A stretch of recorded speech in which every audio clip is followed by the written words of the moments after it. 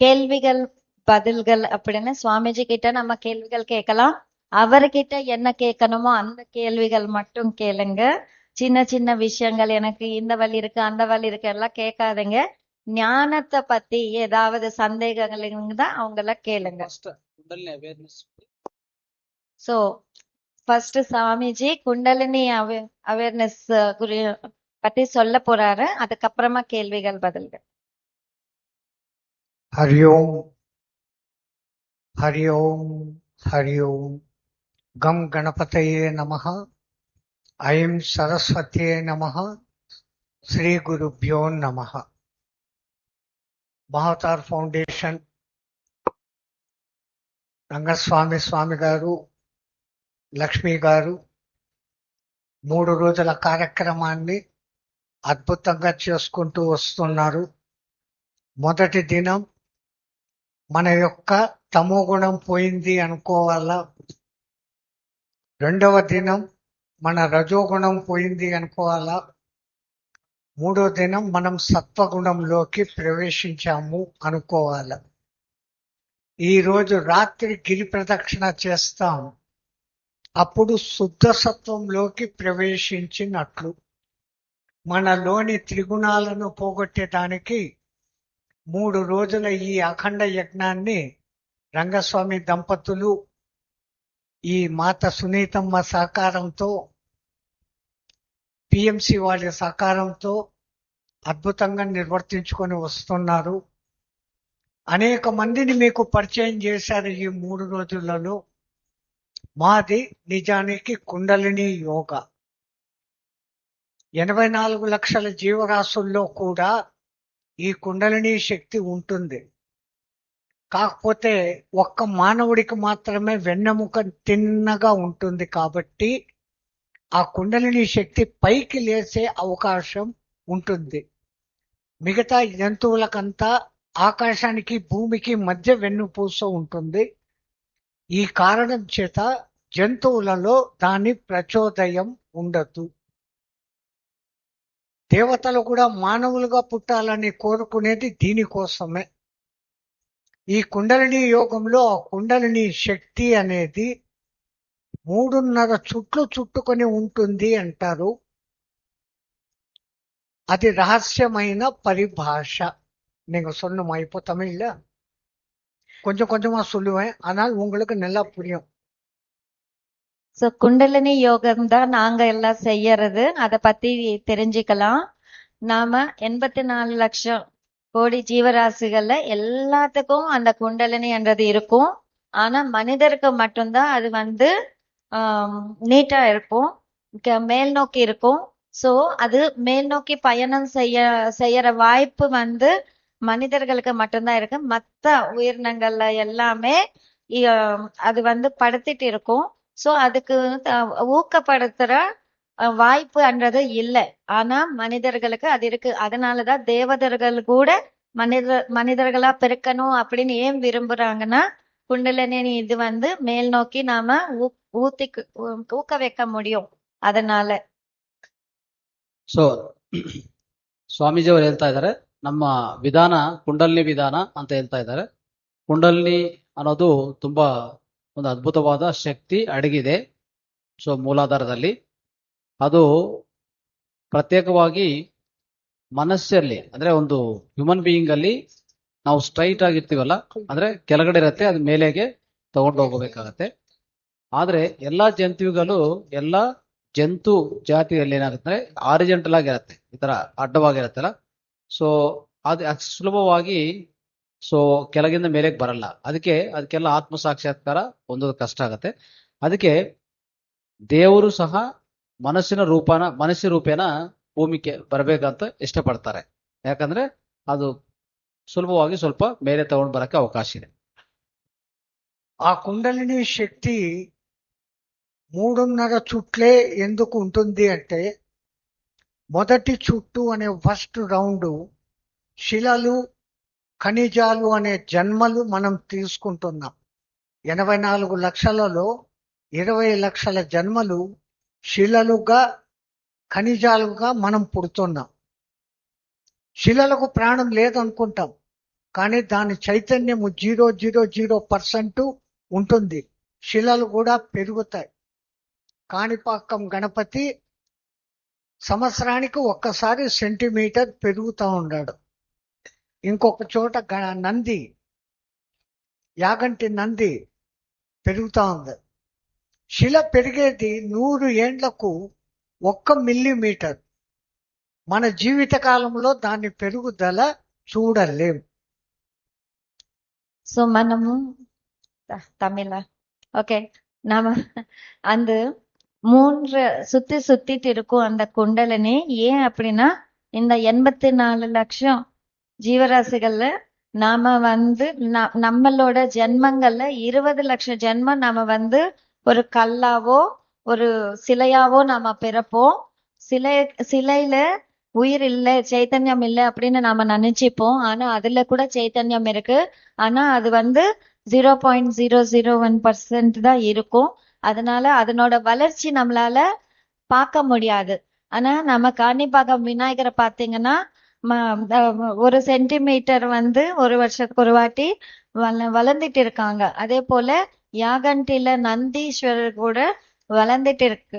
So நம்ம சில இது வந்து நம்மளால பார்க்க முடியாது. ஆனா நம்ம அந்த சிலைகள் வந்து வளர்றது நம்ம வாழ்நாள் முழுல நம்மளால பார்க்க முடியாது. ஏன்னா அவ்வளோ மெதுவா இருக்கும் அதனோட வளர்ச்சி.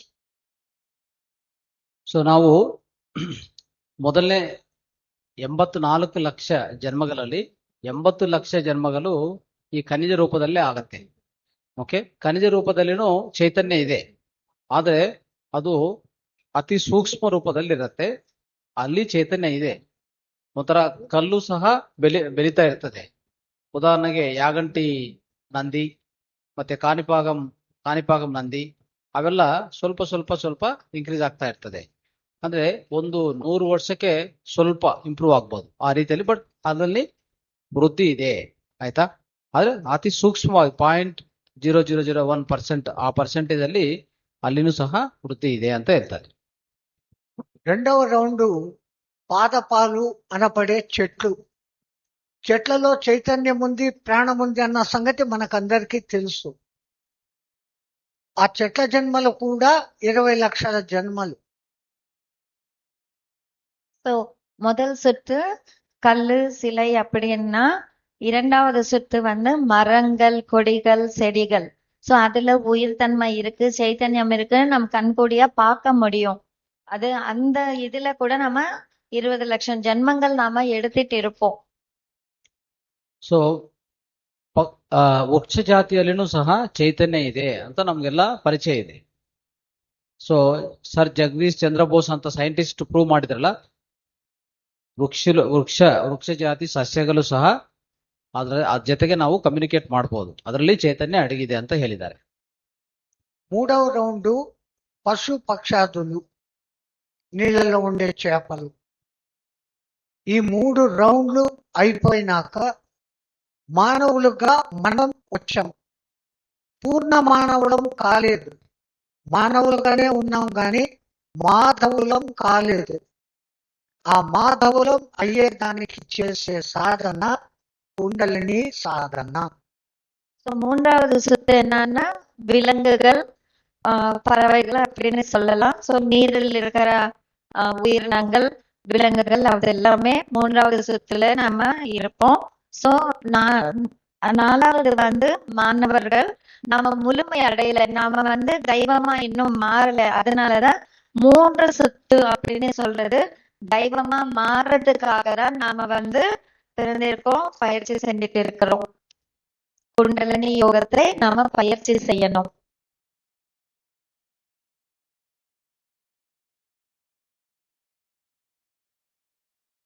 ಓಕೆ, ಸೊ ಈ ವೃಕ್ಷ ಜನ್ಮಗಳಾದ್ಮೇಲೆ ಜಂತು ಜನ್ಮಗಳು ಬರ್ತವೆ, ಜಂತು ಜನ್ಮಗಳಾದ್ಮೇಲೆ ಮಾನವ ಜನ್ಮಗಳು ಬರ್ತವೆ. ಸೊ ಮಾನವ ಜನ್ಮಗಳಲ್ಲಿ ನಾವು ಈ ಸಾಧನೆ ಎಲ್ಲ ಮಾಡ್ತೀವಿ ಅಲ್ವಾ. ಮಾನವ ಜನ್ಮಗಳಲ್ಲಿ ಈ ಸಾಧನೆಗಳೆಲ್ಲ ಅಲ್ಲಿ ಲಭ್ಯವಾಗುತ್ತೆ, ಯಾಕಂದ್ರೆ ಚೈತನ್ಯ ಹೆಚ್ಚಾಗಿರುತ್ತೆ. భూమి మీద 7 సముద్రాలు 7 ఖండాలు ఉన్నట్లు, సూర్యుడికి 7 రథ గుర్రాలు ఉన్నట్లు, తెలుపులో 7 రంగులు ఉన్నట్లు మన శరీరంలో 7 చక్రాలు ఉంటాయి. ஸோ எப்படி வந்து 7 ஏழு 7 கடல்கள் அப்படின்னு சொல்றோம். நம்ம பூமியில 7 கான்டினென்ட்ஸ் அப்படின்னு சொல்றோம். அது போல நம்ம வெள்ளையில 7 7 வர்ணங்கள் கலர்ஸ் இருக்கும் அப்படின்னு சொல்றோம். அது போல நம்ம உடல்ல கூட 7 ಚಕ್ರங்கள் அப்படின்னு இருக்கு. ಸೊ ಭೂಮಿ ಮೇಲೆ 7 ನದಿಗಳು ಅಲ್ವಾ, 7 ಖಂಡಗಳು, 7 ಖಂಡಗಳು, 7 ಸಾಗರಗಳು, ಸಪ್ತ ಸಾಗರಗಳು ಅಂತ ಇರ್ತೀವಲ್ಲ, ಆ ರೀತಿಯಲ್ಲಿ ನಮ್ಮ ಒಳಗಡೆನೂ ಸಹ 7 ಚಕ್ರಗಳಿರ್ತವೆ ಅಂತ ಹೇಳ್ತಾರೆ. వీటిని మూలాధారము, స్వాధిష్టానము, మణిపూరకము, అనాహతము, విశుద్ధి, ఆజ్ఞ, ఆ పైన సహస్రారము అని ఆ పేర్లతో ఉంటాయి. మూలాధారం అనేది మన అంతర్గత అవయవాలలో పెద్ద పేగును కంట్రోల్ చేస్తుంది.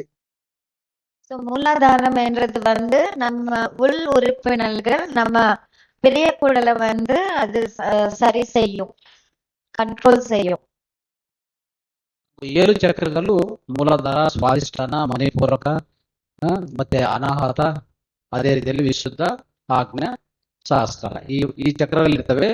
ಮೂಲಾಧಾರ ಸೊ ನಮ್ಮ ಸ್ಪೈನ್ಗೆ ಮೊದಲನೇ ಭಾಗದಲ್ಲಿ ಇರ್ತದಲ್ಲ, ಅದು ನಮ್ಮ ದೊಡ್ಡ ಕರ್ಲನ್ನು ನಿರ್ವಹಣೆ ಮಾಡ್ತದೆ. స్వాధిష్టాన చక్రము మన రీప్రొడక్షన్ యాక్టివిటీస్ దగ్గర ఉంటుంది. చిన్న పేగుల మీద ప్రభావం చూపిస్తుంది, పునరుత్పత్తికి కారణభూతం. ஸோ இரண்டாவதானது வந்து சுவாதிஷ்டானம் வந்து சின்ன குடல் மேல அதனோட தாக்கம் என்றது இருக்கும். நமக்கு ಸೃಷ್ಟಿ என்றது நடக்கிறதுக்கு அது ಕಾರಣமாகவும் இருக்கும். ಮೂಲಾಧಾರ ಇದು ಪೃಥ್ವಿ ಚಕ್ರ ಅಂತಾನೂ ಕರಿತೀವಲ್ಲ, ನಮ್ಮ ಒಂಥರ ದೊಡ್ಡ ಕಲ್ಲ ಮೇಲೆ ಪ್ರಭಾವ ತೋರಿಸ್ತದೆ ಇಡೀ ಶರೀರ ಮೇಲೆ. ಆದರೆ ಸ್ವಾದಿಷ್ಟಾನ ನಮ್ಮ ಲೈಂಗಿಕ ಅವಯವಗಳು ಇರ್ತವಲ್ಲ ಅಲ್ಲಿರ್ತದೆ, ಅದು ಪ್ರಧಾನವಾಗಿ ನಮ್ಮ ಸಣ್ಣ ಕರ್ಲನ್ನು ನಿರ್ವಹಣೆ ಮಾಡುತ್ತೆ. మణిపూరక చక్రము మన నాభి స్థానం దగ్గర ఉంటుంది. అన్నాశయ జీర్ణాశయాల మీద దాన్ని కంట్రోల్ పెడుతుంది. மணிப்புரக்கம் என்றது நம்ம தொப்பல் கிட்ட இருக்கும். அது வந்து அன்னாசயம், ஜீர்ணாசயம் அப்படின்னா டைஜஷன் சிஸ்டம் மேல அதனோட தாக்கம் என்றது இருக்கும். ಮಣಿಪೂರಕ ಚಕ್ರ ನಮ್ಮ ಹೊಟ್ಟೆ ಸಂಬಂಧಿತ ಪೂರ್ತಿ ಜೀರ್ಣಕೋಶವನ್ನು ಅದನ್ನು ನಿಯಂತ್ರಣ ಮಾಡುತ್ತೆ. అనాహత చక్రం ఉంటుంది. ఊపిరితిత్తులను, మిగతా ఆర్గాన్స్ ను, గుండెను, వీటిని కంట్రోల్లో పెడుతుంది. అది హృదయ స్థానం దగ్గర ఉంటుంది. அனாகதம் என்றது நம்ம இதயத்துக்கிட்ட இருக்கும். நம்ம மூச்சு வாங்குறது, விடுறது என்ற காற்று மேல அதனோட தாக்கம் இருக்கும். ಅನಾಥ ಚಕ್ರ ನಮ್ಮ ಹೃದಯ ಸ್ಥಾನದಲ್ಲಿರ್ತದೆ. ಅದು ಉಸಿರಾಟ ಶ್ವಾಸಕೋಶಗಳು ಮತ್ತು ನಮ್ಮ ಹೃದಯ ಈ ಎರಡನ್ನು ನಿಯಂತ್ರಣ ಮಾಡುತ್ತೆ. విశుద్ధి చక్రము మన కంఠస్థానం దగ్గర ఉంటుంది. మన వోకల్ కార్డ్, స్వర పేటిక, దీనిని నియంత్రిస్తూ ఉంటుంది. நம்ம விசுத்த சக்கரன்றது கழுத்துக்கிட்ட இருக்கும். அது வந்து நம்ம பேச்சு என்றது, நம்ம ஸ்வரம் எப்படி என்ற இசை என்றது அதெல்லாம் ಕಂಟ್ರೋಲ್ பண்ணிட்டே இருக்கும். ವಿಶುದ್ಧ ಚಕ್ರ ನಮ್ಮ ಗಂಟಲು ಪ್ರಾಂತದಲ್ಲಿರುತ್ತೆ. ಅದು ನಮ್ಮ ವೋಕಲ್ ಕಾರ್ಡ್ಸ್, ಅಂದ್ರೆ ಈ ಶಬ್ದ ಬರುವಂತ ಶಬ್ದ ಕಾರಣ ಆಗುವಂತ ವೋಕಲ್ ಕಾರ್ಡ್ಸ್ ಇರ್ತಾವಲ್ಲ, ಅದನ್ನು ನಿರ್ವಹಣೆ ಮಾಡುತ್ತೆ. ఇప్పుడు మళ్ళీ పంచభూతాలకు ఈ చక్రాలకు కనెక్టివిటీ. పంచభూతాల్లో భూమికి, మూలాధారానికి లింకు, జలస్థానానికి మణిపూరానికి లింకు, అగ్నిస్థానానికి మణిపూరానికి లింకు, వాయుస్థానానికి హృదయ స్థానానికి లింకు, విశుద్ధి చక్రము ఆకాశ తత్వానికి నిలయం. ஸோ நம்ம பஞ்சபூதங்கள் அப்படி என்று சொல்லி நிலம் நீர் அதெல்லாம் சொல்றோம் இல்லையா, அக்னி வாயு அப்படின்னு, அது எல்லாமே இந்த சக்கரங்களுக்கு தொடர்ச்சியா இருக்கும். ஸோ மூலாதாரத்துக்கு பூமியும், சுவாதிஷ்டானத்துக்கு நீரும், மணிப்பூரகத்துக்கு அக்னியும், அனாகத்துக்கு அனாகத்துக்கு காற்றும், ವಿಶ್ವದಕ್ಕೆ ಆಗಾಯము ಕನೆಕ್ಟ್ ಆಗಿ இருக்கும். ಸೊ ನಮ್ಮ ಈ ಎಲ್ಲಾ ಚಕ್ರಗಳಿಗೂ ಮತ್ತೆ ಪಂಚಭೂತಗಳಿಗೂ ಸಂಬಂಧ ಇದೆ. ಈಗ ಮೂಲಾಧಾರ ಚಕ್ರ ಪೃಥ್ವಿ ತತ್ವಕ್ಕೆ, ಸ್ವಾಧಿಷ್ಠಾನ ಚಕ್ರ ನೀರು ತತ್ವಕ್ಕೆ, ಮತ್ತೆ ಮಣಿಪುರ ಚಕ್ರ ಅಗ್ನಿ ತತ್ವಕ್ಕೆ ಅಲ್ವಾ. ನೆಕ್ಸ್ಟ್ ಅನಾಥ ಚಕ್ರ ವಾಯು ತತ್ವಕ್ಕೆ, ವಿಶುದ್ಧ ಚಕ್ರ ಆಕಾಶ ತತ್ವಕ್ಕೆ ಸಂಬಂಧ ಇದೆ. ఆజ్ఞా చక్ర అంటే ఆజ్ఞా చక్రము అంటే జీవుడు, అంటే పంచభూతాలను అతిక్రమించితే జీవుడు ఉంటాడు. ఆ సహస్రారము అనే బ్రహ్మరంధ్రం దగ్గర పరమేశ్వరుడు ఉంటాడు, పరమాత్మ ఉంటుంది. ఇప్పుడు ఈ పంచభూతాలను దాటుకొని జీవుడు దేవుడిలో ఐక్యం కావడమే కుండలిని యోగ రహస్యం. நம்ம ஆக்னா சக்கர அப்படின்னா ஜீவன் அப்படின்னு சொல்றாங்க.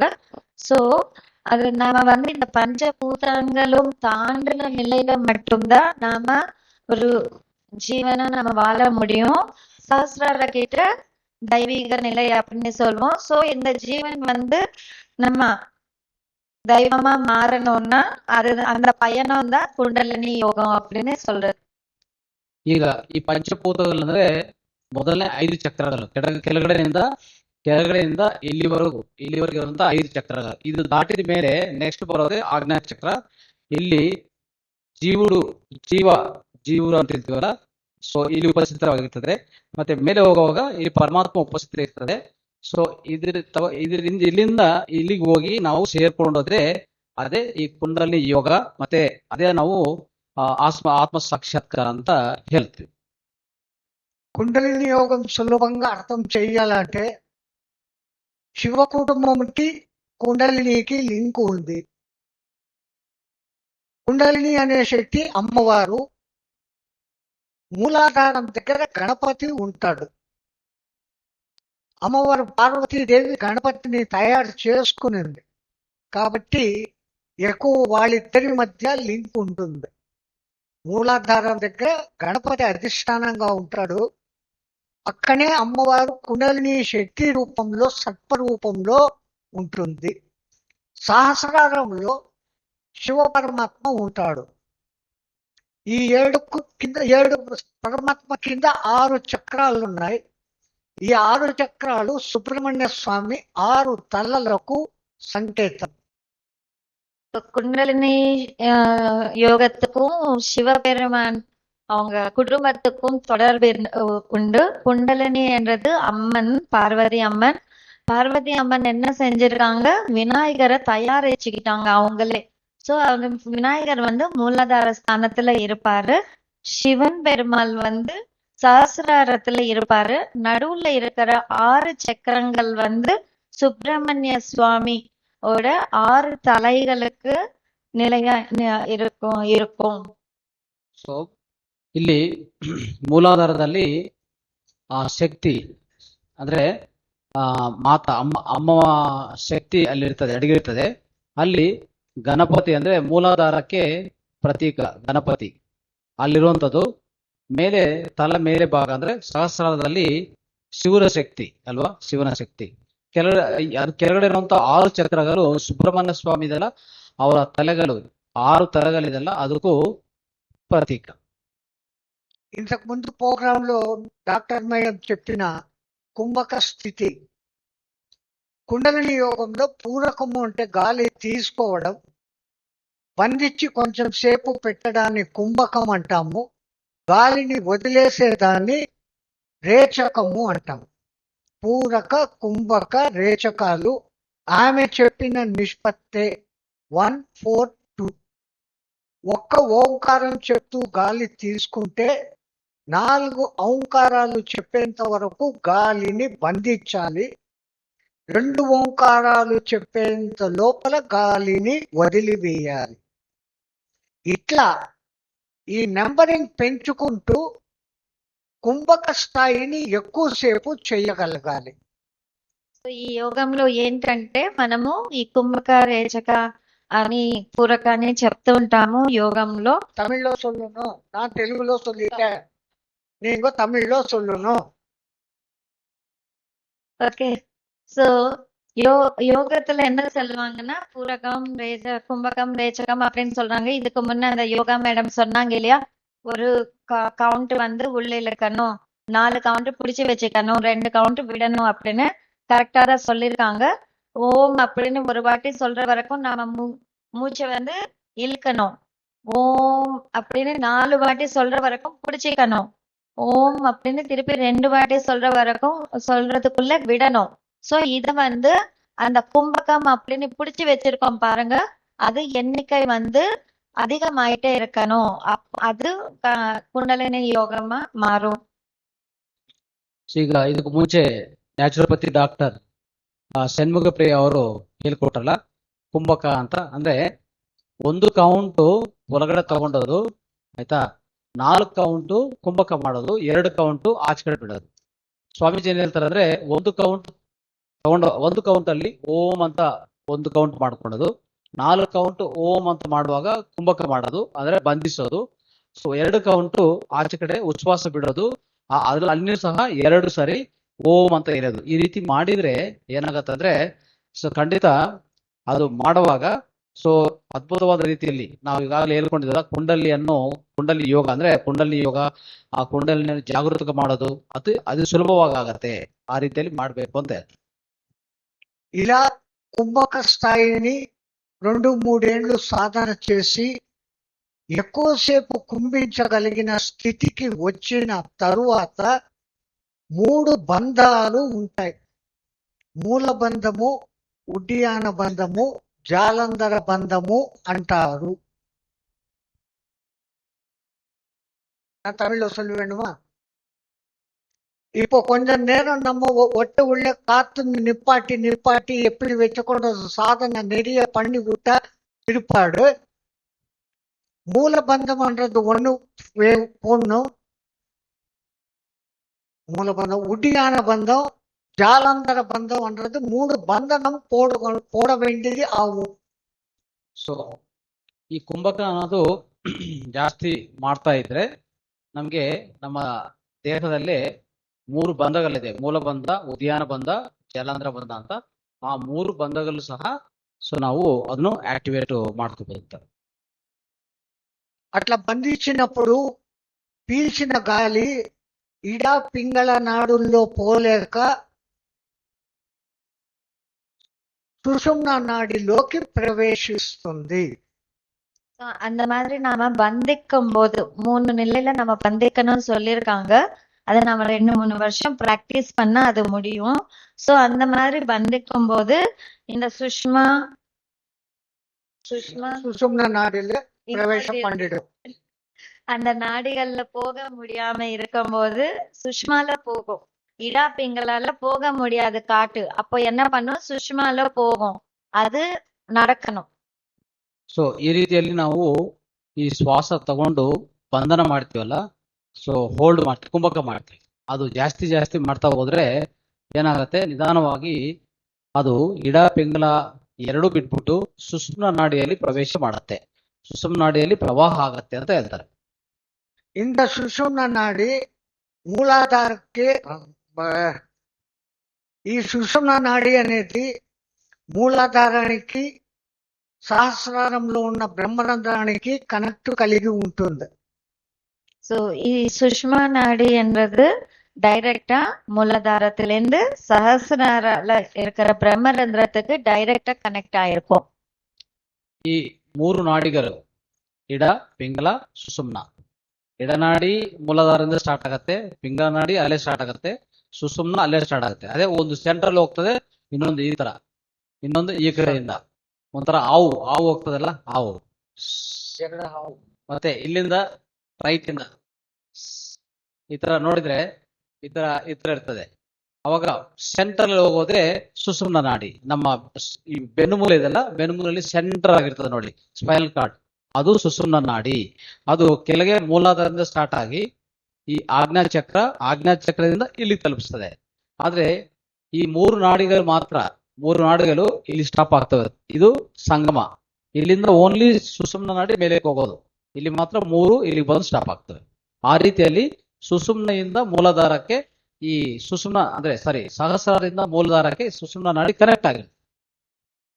సో ఇది ఒక మంచి గురువు దగ్గర దీక్ష తీసుకొని ఆయన ఇన్స్ట్రక్షన్స్ ప్రకారము చేస్తూ కనీసం 7.5 ఏళ్ళు చేస్తే తప్ప మనం పీల్చిన గాలి కుండలిని శక్తిగా మారదు, దానికి మెలకువ రాదు. இது ஒரு நல்ல குருவை தேடி நாம அந்த தீட்சை வாங்கி குறைந்தது 7.5 வருஷம் நாம பயிற்சி செஞ்சா மட்டும்தான் அந்த குண்டலினி என்றது ಮುಳಿಪಡೆயாது.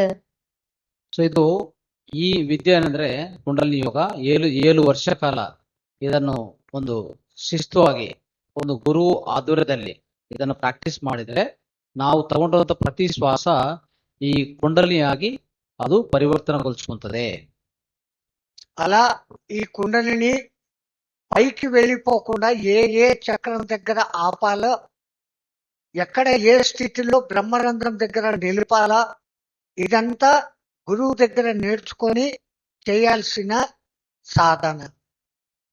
இந்த குண்டலினி சக்தின்றது எந்தெந்த சக்கரங்கள் கிட்ட நிறுத்தி வைக்கணும், எப்போ அது திருப்பி மேல் நோக்கி செல்லணும் அப்படின்றதெல்லாம் ஒரு குருவோட வழிகாட்டில தான் நம்ம செய்யணும். ಈ ಕುಂಡಲಿ ಶಕ್ತಿಯನ್ನು ಯಾವ ಚಕ್ರದಲ್ಲಿ ನಿಲ್ಲಿಸಬೇಕು, ಯಾವ ರೀತಿಯಲ್ಲಿ ಅನ್ನೋದು ಒಂದು ಗುರು ಹತ್ರ ನಾವು ಕಲಿಯಬೇಕಾಗಿರುವಂತ ವಿಷಯ. పుస్తకాలు చదివి ఎవరో చెప్తేనో విని ఈ సాధన చెయ్యకూడదు. புத்தகங்களை படித்து யாரோ சொன்னது கேட்டெல்லாம் நம்ம இந்த பயிற்சிகள் செய்யக்கூடாது. ఇది సూక్ష్మంగా మీకు కుండలిని గురించిన వివరణ. உங்களுக்கு கொஞ்சம் உங்களுக்கு தகவல் மட்டும்தான் நாங்க கொடுத்துட்டு இருக்கிறோம். குண்டலினி யோகம்னு என்ன, குண்டலினி சக்தினா என்ன, தகவல் மட்டும்தான் கொடுத்துட்டு இருக்கிறோம். ಸೊ ಈ ಕುಂಡಲಿನಿ ಯೋಗ ಬಗ್ಗೆ ಸ್ವಾಮೀಜಿ ಅವರು ನಮ್ಗೆ ಸೂಕ್ಷ್ಮವಾಗಿ ತಿಳಿಸ್ಕೊಟ್ಟಿದ್ದಾರೆ. ರೈಟ್, ಇದು ಒಂದು ಕುಂಡಲಿನಿ ಯೋಗ ಸಂಬಂಧಿಸಿದ ವಿದ್ಯೆ. మా గురువు గారు మాకు అది నేర్పబట్టి మేము నేర్చుకొని ఈ రోజుకు ఈ వయస్సులో కూడా ఇలా ఉండగలుగుతున్నాం. எங்க குரு எங்களுக்கு கத்து கொடுத்ததுனால, நாங்க பயிற்சி செஞ்சதுனால மட்டும்தான் இந்த வயசுல கூட எங்களால இது போல வாழ முடியறது. 111 வயசு அவருக்கு. சோ இந்த அளவுக்கு நம்ம அவர் மாதிரி நடக்கவும் முடியாது, ஓடவும் முடியாது. சோ அப்படி வாழ முடியாதுன்னா அந்த இது பயிற்சி செஞ்சதுனால. ಸೊ ಸ್ವಾಮೀಜಿ ಅವರ ಗುರು ಅವ್ರಿಗೆ ಹೇಳ್ಕೊಟ್ಟಿರೋದು ಈ ವಿದ್ಯೆ. ಅದು ಕಲ್ಸ್ಕೊಂಡು ಅವರು ಅದನ್ನು ಪ್ರಾಕ್ಟೀಸ್ ಮಾಡಿ ದಿನನಿತ್ಯ ಪ್ರಾಕ್ಟೀಸ್ ಮಾಡ್ತಾ ಈ ಸ್ಥಿತಿಯಲ್ಲಿ ಇದ್ದಾರೆ. ಅಂದ್ರೆ ಈಗಲೂ 110 ವರ್ಷ ದಾಟ್ತಾ ಇದೆ, ಆದ್ರೂ ತುಂಬಾ ಆಕ್ಟಿವ್ ಆಗಿದ್ದಾರೆ, ಆರೋಗ್ಯವಂತವಾಗಿದ್ದಾರೆ. ಕಾರಣ ಏನು ಅಂತಂದ್ರೆ ಅವರ ಕುಂಡಲಿನಿ ಜಾಗರಣೆ, ಆ ಕುಂಡಲಿನಿ ಯೋಗದಿಂದನೇ ಆ ರೀತಿಯಲ್ಲಿ ದಿನನಿತ್ಯ ಪ್ರಾಕ್ಟೀಸ್ ಮಾಡ್ತಾ ಇರ್ತಾರೆ ಅಂತ ಹೇಳಿದ್ದಾರೆ. ಓಕೆ, ಸೊ ಯಾವ್ದು ಕೇಳ್ವಿಗಳು இருந்தா ಕೇಳலாம். ಎಸ್, ಈಗ ಓಪನ್ ಟು ದ ಕ್ವಶನ್ಸ್. ನಾವು స్వామీజీ ಅವರು ನಿಮ್ಮ ప్రశ్నಗಳಿಗೆ ఉత్తర కొడతారు. మీ ప్రశ్నలకు జవాబులు ఇస్తారు. దయచేసి ఎవరెవరు ప్రశ్నలు ఉంటారో తొందరగా ఒక 15 నిమిషాల టైం మాత్రం ఉంది. Next session 2-3 questions 15 minutes. వెறும் ఆధ్యాత్మిక ప్రశ్నలు మాత్రమే. ఆత్మీక కేள்விகள் மட்டும் கேளுங்க. ఓన్లీ ఆధ్యాత్మిక ప్రశ్నలు. ಇನ್ನೊಂದು షార్ట్ గా ఉండాలి, క్వశ్చన్ షార్ట్ గా ఉండాలి. మా కొడుకు కాలేజీలో సీట్ ఎప్పుడు వస్తుంది, మా కోడలు అమెరికాకు పోతాదా లేదా, ఈ ప్రశ్నలు కాదు, ఆధ్యాత్మిక సంబంధం. This is not a question, this is just an information. Okay, this is not a question, madam.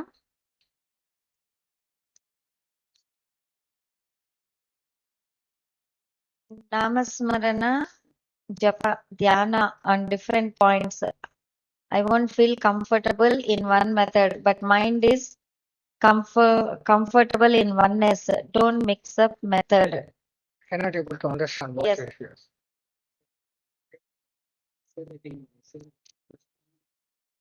You directly ask, madam. We are not able to understand that. What is your question? Directly you ask question. ఇప్పుడు మ్, ఏం language మీరు మీ language లో అడగండి, English వద్దు, మీరు చెప్పండి. ಕನ್ನಡ కన్నడ చెప్పండి. ಮಾತಾಡಿ. ನಾವ್ ನಾವ್ ಇವಾಗ ಗುರುಗಳಿಗೆ ಎಲ್ಲಾ ಭಾಷೆ ಬರ್ತದೆ, 14 ಭಾಷೆ. ಆ, ಇವಾಗ ಎಷ್ಟೊಂದ್ ಜಪ ಎಲ್ಲ ಮಾಡ್ತೀವಲ್ಲ, ಜಪ ಮಾಡುವಾಗ ಮನಸ್ಸು ಸ್ವಲ್ಪ ಸ್ಟೆಬಿಲೈಸ್ ಆಗುತ್ತೆ. ಸ್ಟೆಬಿಲೈಸ್ ಆಗುತ್ತೆ. ಅದನ್ನ ಮಾಡೋದು ತಪ್ಪ? ಹಂಗೇನು ಇಲ್ಲ. ಜಪ ಮಾಡೋದು ಸಮಯ ನೀವು ಜಪ ದೇವರನ್ನು ಮಾಡ್ತಾ ಇದ್ದೀರೋ ಆ ದೇವರನ್ನು ಊಹನಲ್ಲಿ ಇಟ್ಕೋಬೇಕು. ಹಾ. ಜಪ ಪೂಜಾ ಇದು ಮಾಡೋದು ಸಮಯ ಹಾ. ಮಂತ್ರ ಜಪ ಮಾಡ್ತೀವಿ ಯಾವ್ದೋ ಒಬ್ಬರ ದೇವರ ಮೇಲೆ. ಆ ದೇವರು ಹೆಂಗಿರ್ತಾರೋ ಏನು ಅಂತ ಊಹಾ ಮಾಡ್ಕೊಂತ ಕೂತ್ಕೋಬೇಕು. ಧ್ಯಾನ ಮಾಡ್ಕೋಬೇಕು, ಜಪ ಮಾಡ್ಕೋಬೇಕು, ಊಹಾ ಮಾಡ್ಕೋಬೇಕು. ಹಾಗೆ ಮೂಡು ಮಾಡ್ಬಿಟ್ಟಂದ್ರೆ ಧ್ಯಾನ ಬೇರೆ ಜಾಗಕ್ಕೆ ಡೈವರ್ಟ್ ಆಗೋದಲ್ಲ.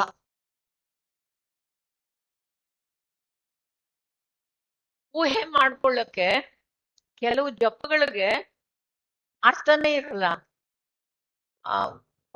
ಫಿಗರ್ ಬರಲ್ಲ. ಅವಾಗ ಏನ್ ಮಾಡ್ಬೇಕು? ಎಕ್ಸಾಂಪಲ್,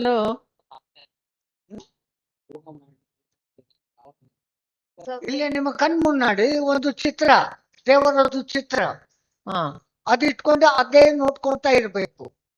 ಈಗ ಕೃಷ್ಣ ಅಂದ್ರೆ ಕಸ್ತೂರಿ ತಿಲಕಂ ಲಲಾಟ ಫಲಕೆ ವಕ್ಷಸ್ಥಲೇ ಕೌಸ್ತುಭಂ ನಾಸಾಗ್ರೇ ನವಮೌಕ್ತಿಕಂ ಕರತಲೇ ವೇಣುಂ ಕರೇ ಕಂಕಣಂ ಸರ್ವಾಂಗೇ ಹರಿಚಂದನಂದ ಕಲಶಂ ಕಂಠೇಶ ಮುಕ್ತಾವಳಿಂ ಗೋಪಸ್ತ್ರೀ ಪರಿವೇಷ್ಟಿತಂ ವಿಜಯತೆ ಗೋಪಾಲ ಚೂಡಾಮಣಿ.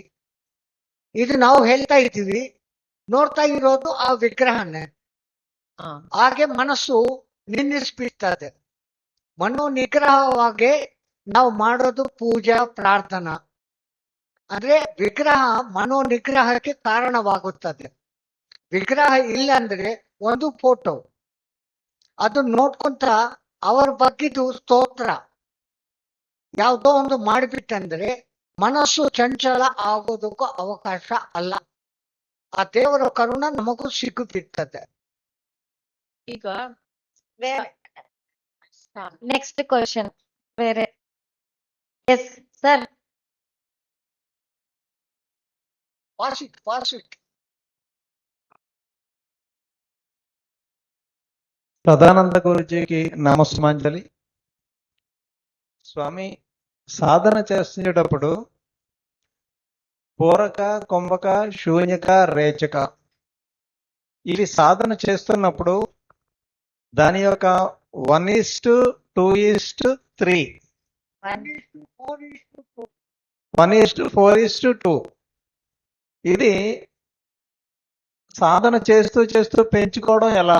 అవును. ఇప్పుడు అందుకే మీకు ఒక ఎగ్జాంపుల్ చెప్తాను. ఒక్కసారి ఔ అంటూ చెప్తూ గాలి తీసుకుంటే 4 ఔంకారాలు చెప్పేంత వరకు బంధించి పెట్టాలా, 2 ఔంకారాలు చెప్పేంత లోపల వదిలేయాల. అట్లా 10 ఔంకారాలు చెప్పారనుకోండి, అప్పుడు 10 × 4 40 ఓంకారాలు చెప్పేంత వరకు కుంభించి పెట్టాల. 20 ఓంకారాలు చెప్పేంత లోపల వదిలిపెట్టాల.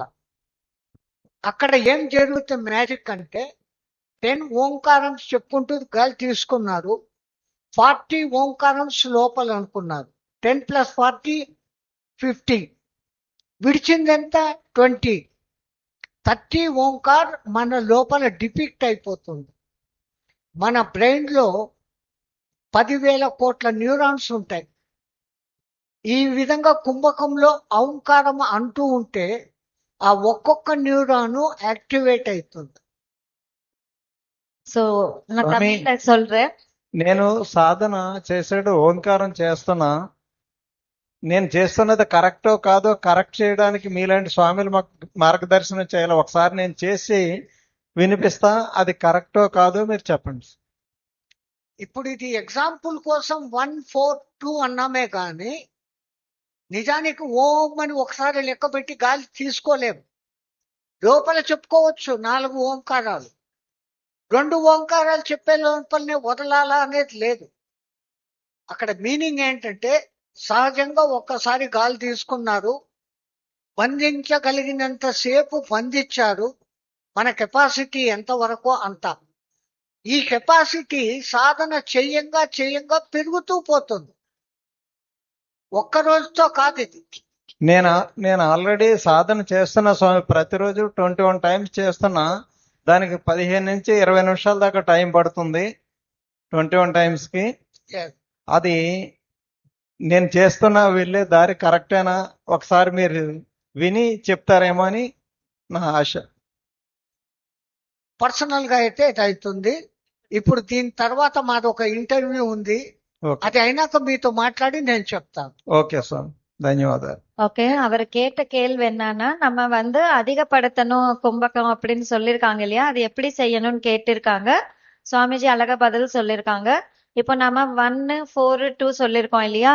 ஸோ 2 கவுண்ட்ஸ் வரைக்கும் நம்ம உள்ள இழுக்கிறது, 8 கவுண்ட்ஸ் வரைக்கும் பிடிச்சி வச்சுக்கிறது, 4 கவுண்ட்ஸ்ல விடுறது. அந்த மாதிரி 3மே டபுள், அந்த மாதிரி அதிகம் பண்ணிட்டே இருக்கணும். ஸோ அப்படின்னு சொல்லியிருக்காங்க. அதுவும் இல்லாம நம்ம ஓம் அப்படின்னு சொல்லிட்டு உள்ள இழுத்துட்டு இது பண்ண முடியாது. சோ உள்ள இழுக்கிறது நாம எவ்வளவு நேரம் இழுக்க முடியுமோ இழுக்கணும், எவ்வளவு நேரம் புடிச்சிக்க முடியுமோ புடிச்சிக்கணும், எப்படி எவ்வளவு நேரத்துக்குள்ள விட முடியுமோ விடணும். அது நாம செஞ்சு பிராக்டிஸ் பண்ண அது தனக்கு தானே சரியாயிடும் அப்படின்னு சொல்லிட்டு இருக்காங்க. சோ பயிற்சின்றது ரொம்ப ரொம்ப இம்பார்ட்டன்ட். ஓம் அப்படின்னு சொல்லிட்டு இழுக்கவும் முடியாது, ஓம் அப்படின்னு சொல்லிட்டு விடவும் முடியாது. அதனால ஓம்காரம் சொல்லணும்னு தேவையில்லை. மூச்சு இழுத்து பிடிச்சுக்கிறது விடுறதுன்றது சகஜமா நமக்கு எவ்வளவு நேரம் பண்ண முடியுமோ அப்படி பண்ணுங்கன்னு சொல்றாங்க. உங்க கெப்பாசிட்டி பொறுத்து பண்ணுங்க. வணக்கம் ஐயா. கர்மா அனுபவித்தே ஆகணும்னு சொல்றாங்க. அதே நேரத்துல இன்னொரு பக்கம் கர்மாவை கரைக்கும் வழிகள்னு சொல்றாங்க. எது உண்மை? కర్మని అనుభవించే తీరాలి అని చెప్తున్నారు, ఇంకొక పక్క కర్మల్ని తొలగించుకోవాలి అని చెప్తున్నారు. ఏది కరెక్ట్? కర్మలు అనేది మనం గత జన్మల్లో చేసినటివి, ఇప్పుడు చేస్తున్నవి. కన్నురెప్పలు ఆర్పడము కర్మే, గాలి పీల్చుకొని వదలడము కర్మే, మనం తిన్న అన్నము జీర్ణం కావడము కర్మే, ఒకరిని తిట్టడము కర్మే, ఒకరిని పొగడము కర్మే, ఒకరికి సహాయం చేయడము కర్మే. ప్రతి ఒక్కటి మన లైఫ్ అంతా కర్మతో ముడిపడి ఉంటుంది. పరమాత్ముడు మనకిచ్చిన విచక్షణ వాడుకొని ఏ కర్మ చేస్తే ఎవరికి ఇబ్బంది లేకుండా ఉంటుందో ఆ కర్మలు చేయను మొదలు పెడితే కర్మలు తగ్గిపోతాయి. మన కోసమని మనం చేసే కర్మలు, ఇతరులకు సహాయం చేసేదానికి చేసే కర్మలు అవి కౌంటింగ్ లోకి రానే రావు. ఒకవేళ ఏమి చేసినా ఆ చేసింది కృష్ణార్పణం అన్న భావనతో చేస్తే మనకు కర్మలు అంటవు. ప్రతిసారి ఎక్కువ చెప్తుంటారు, జ్ఞానాగ్ని దగ్ధ కర్మాణం, భగవద్గీతలో కృష్ణుడు చెప్తాడు. ముందు మనకు జ్ఞానం వస్తే what to do, what not to do అనేది తెలిసిపోతుంది. ఏమి చేయవచ్చు, ఏమి చేయకూడదు. చెయ్యకూడనిది చేయకుండా చేసేది చేస్తూ పోతే అది కర్మే కాదు. ఆ చేస్తున్న ప్రతి కర్మను కృష్ణార్పణం చేయడం, భగవత్ అర్పణ చేయడం. చేస్తున్నది నేను కాదు, నా చేత నువ్వు చేయిస్తున్నావు. నా విచక్షణను వాడి వీలైనంత వరకు నేను మంచే చేస్తాను అన్నప్పుడు మంచి చేసిన కర్మకు ఫలితం, దుష్ట ఫలితం ఉండదు. అవి నెక్స్ట్ జన్మకు పోస్ట్ పోన్ కావు, తగ్గిపోతాయి. కర్మ పరిపక్వత చెందుతుంది. పునర్జన్మ రాహిత్య స్థితికి మన పెద్దవాళ్ళు పెట్టుకున్న మార్గం ఇదొక్కటే. ஸோ நம்ம செய்யற எல்லா செயல்களுமே கர்மா அப்படின்னு தான் சொல்லணும். கண் சிமிட்டுறதா இருக்கட்டும், அந்த மாதிரி எதை செஞ்சாலும் நம்ம பேசுறது எல்லாமே ஒரு கர்மாவா கர்மா அப்படின்னு தான் சொல்ல முடியும். ஸோ நமக்காக நாம செய்யற பணிகளும் சரி, மத்தவங்களுக்கு உதவணும் அப்படின்னு செய்யற பணிகளும் சரி கர்மாவா மாறாது. சோ அதுக்கு எந்த கர்ம பலனும் இருக்காது. அதுவும் இல்லாம நம்ம செய்யற செயல்கள் எல்லாமே கிருஷ்ணார்ப்பணம் அப்படின்னு சொல்லிட்டு ஒரு அர்ப்பணை பாவத்துல செய்யும் போது கூட அது கர்மாவா மாறாது. அண்ட் பத்ரிஜி சொன்ன விஷயம் பகவத்கீதையில சொல்லியிருக்கிறது எப்படி என்னன்னா நானார்த்தி தக்த கர்மானாம் அப்படின்னு.